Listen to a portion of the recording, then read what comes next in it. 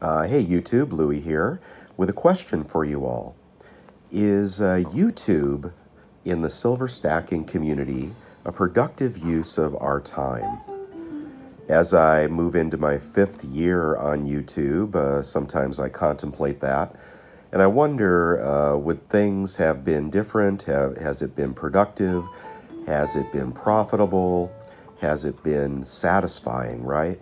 We spend a lot of time on YouTube. Some of us that create content spend a whole lot of time, and those that watch videos also spend a whole lot of time. And the commenting and sharing and so forth, certainly takes its share as well. So that's the question. After 5 years of doing this, uh, has it been worth it? So I'm just going to look at a couple different aspects of my life and see if I think it has been worth it, if I'm really happy that I've stumbled on this community, and whether there's been any tangible takeaways from it. And I'd encourage you to consider the same. There quite a few people do roll through the community, and I definitely miss some of the channels that are no longer creating. But there comes a point, I think, where you've said everything you have to say, and you might want to move on, right? And just watch videos and just not be as involved, especially as life gets busier, right? We're all so busy. We're working a job or two jobs, raising kids, training puppies, preparing for our financial well-being. So let me think about this for a minute. So the first thing I'd want to talk about would be the family, right? So I'm blessed with a wife of 34 years now, who's always been very supportive in anything I want to do. And, when I started pouring silver, even though, I was raising metal temperatures to 2,000 degrees without a clue, with a propane torch and a crucible in our garage, she was supportive of that, right? She was like, yeah, go for it.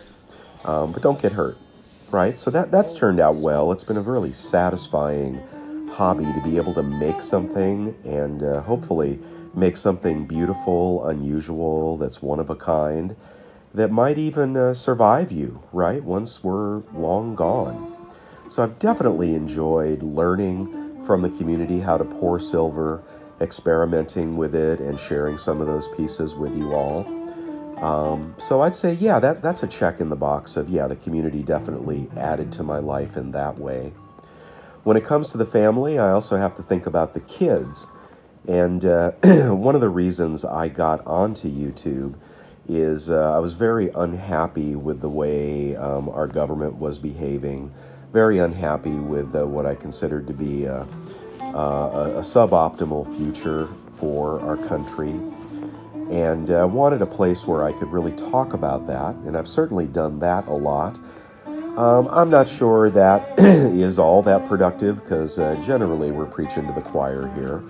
But one thing that has happened is I think the kids, my kids who are growing up now, have learned a little bit from the stuff that I've been saying and the stuff that I've been teaching, that they have taken away a good, healthy distrust of government. And I think that's a positive thing. Our job is to be critical of government, not to be accepting of anything it says, to exercise our free speech. And both my kids, I think, have got a good, healthy distrust of government, and really are taking the attitude of, show me, don't just tell me, show me what you're going to do, and then you'll get my support. And if I don't like what you're doing, I'm going to vote you out, or I'm going to do something that protects me. So I think that has been a real big plus, is that the kids are not oblivious to the way that we're being manipulated and the way that we're being stolen from by our government. And even those new idols and that we might support, being critical when they make poor decisions as well, right? It's not about who's in office, it's about what they do and the results of what they do. So I'm happy about that. I think my kids will not go along with anything they're told to do by the government. I think they'll make their own decisions, and I would wish that for anyone's kids. In terms of the community and the opportunities that have come from investing, stacking, collecting, storing, reselling, that strategy, well, that's kind of a mixed bag because while stacking is a great long-term perspective and it is a great way to keep you from blowing your money on bits and bobs that really will not have any value in the long run. As I downsize, getting ready for retirement, I'm just struck by the thousands of dollars of things that we're throwing away or sending to Goodwill that many of those things wish I had not bought. And a lot of them were purchased when my kids were smaller and before I started stacking. But now I do generally look carefully at what I purchase, and I look at the value of having cash money, liquid assets. If you don't have liquid cash, then you're just going to be a slave to whatever happens next. And stacking has helped me to appreciate both the silver that I stack in gold, but also to appreciate the value of liquid cash. Because as I attempt to buy those things at the lowest cost, I realize that having cash stacked away for the appropriate time and being patient really, really does pay off. And that is something I've learned because in the beginning, like many of us, I just went out and blew my wad on whatever shiny object looked cool at the time. And some of those turned out well, and some of those purchases turned out poorly. But I don't think I would have learned that, nor would I have learned the way to use discounts and gift cards and rebates and ebates and eBay bucks and so forth to my benefit. So, anything that I buy now, I try to buy at wholesale using these tricks that I have learned, partly from using them myself, and partly trying to share that knowledge with others.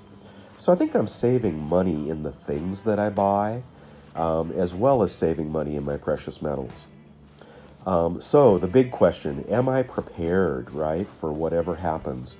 Well, I finally achieved roughly 10% of my net worth in precious metals, and I would say that I'm happy about that. I would also say that I have too many collector coins. And if I had it to do over again, I wouldn't have bought as many of the collector coins as I have. And some of those I purchased and flipped, and some of those were pretty much free as a result of the premiums that I was able to obtain on them. But still, some did not sell, and some I still have and will need to sell over the next 5 or 10 years. And some may appreciate, and some may not.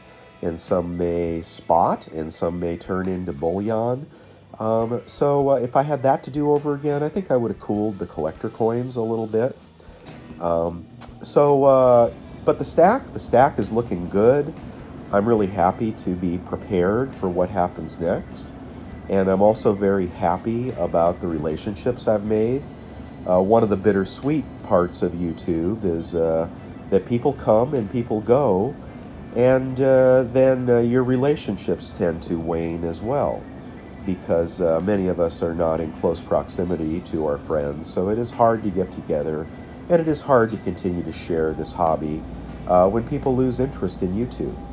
So I do miss that, but there's always new friends that come along, which can be equally satisfying to make new friends and acquaintances.